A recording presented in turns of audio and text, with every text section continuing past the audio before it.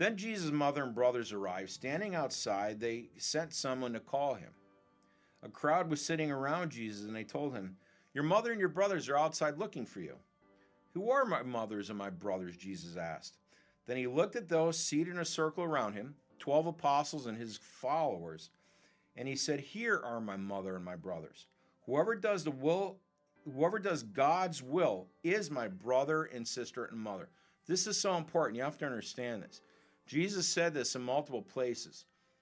When you follow Jesus Christ and one of his followers, first of all, you become part of Jesus' family. You become adopted children of God the Father. Now, you can't become his actual child because you're a different species. He is God, we are human.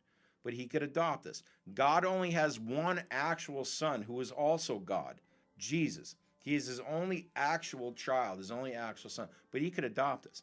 But you also become brothers and sisters of Jesus. Immediate family of Jesus, because in addition to being God, he's also man. And it says here, how do you become that? Whoever does God's will becomes a family member of Jesus. Well, how do you do God's will? First of all, you got to know what God's will is. You can't do God's will if you don't know what it is. How do you know? Right here, the Bible. This is what I read.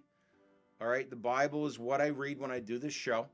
And it's in the Gospels especially, it tells you everything Jesus wants us to know. And if we follow this and do this, we become, followers of Jesus. We become part of God's family. Now we are entering